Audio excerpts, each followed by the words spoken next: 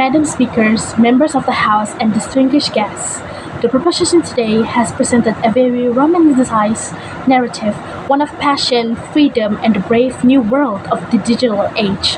However, as middle class parents living in a real world, we cannot feed our children with romance alone. We have profound responsibility for their long term survival, not just their short term trends. The opposition stance is clear. We do not oppose creativity, but we oppose gambling with a child's future. We believe that formal education is not a cage for the mind, but the essential infrastructure that makes a creative life sustainable. Today, I will prove that deprioritizing formal education is an act of socio-economic negligence that strips our children of their security and their agency. I will present three arguments: the volatility of the creative market, the value of institutional capital, and the ethical duty of parental stewardship.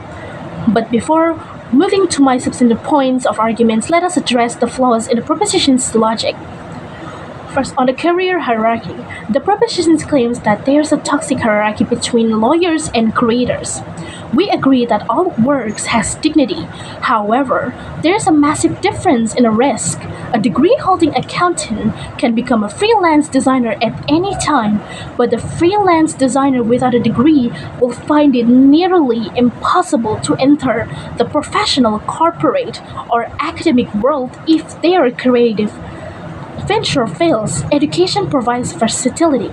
On the creative economy, they mention giants like Apple or Google. What they fail to mention is that these corporations prioritize T-shaped individuals, people who have deep creative skills and the formal academic backgrounds to manage complex projects. Third, on the self-education, they argue that YouTube and TikTok are enough. While you can learn a skill online, you cannot gain accreditation in a globalized economy. A degree is the universal currency that employers trust. Without it, you are locked out of the global labor market. Now, we will be moving on to my three-point of argument. My first argument concerns economic volatility. The creative paths mentioned content creation, influencer marketing, and digital arts are industries dictated by the third-party platforms and algorithms that change overnight. A child deprioritizes schools to become a creator. They are building their future-oriented land. Formal education provides transferable skills. A university degree in business, communication, or science teaches high-level critical thinking and project management. For a middle-class family, this degree is an insurance policy. If the creative sparks fades or the market crashes, the child has a foundation to pivot. Without it, they are one algorithm change away from financial stability. Secondly, argument, let's talk about social institutional capital. The proposition views education as just sitting at a desk. We argue that formal education is a hub for networking. It is where you meet mentors, industry peers, and collaborators who challenge your ideas. Furthermore, formal education's initial professionals discipline. Success in the creative world isn't about waiting for inspiration. It's about meeting deadlines, handling harsh critics, and working within a team. The rigors of a formal academic environment prepare a child for the business of being a creative. We argue that an educated creative is always more successful than an uneducated one because they understand the structure of the world they are trying to change.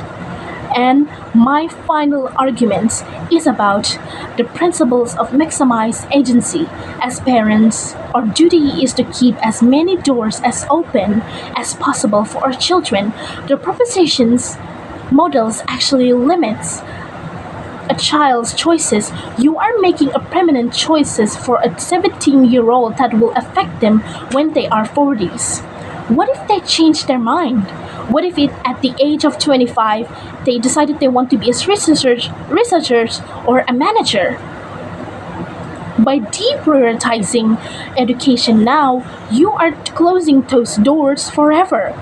By maintaining the priority of education, we allow them to pursue their creative passion with it with the security of of a backup. We give them two paths instead of one. This is what responsible parenting looks like. In all of conclusion, Madam Speaker, we want our children to reach for the stars, but we want to make sure they are wearing a parachute. Formal education is that parachute is provides the safety, the networks, and the credentials to survive a volatile world. Do not trade a lifetime of security for a moment of creative uncertainty. For all these reasons, we are proud to oppose of what we agreed. Thank you.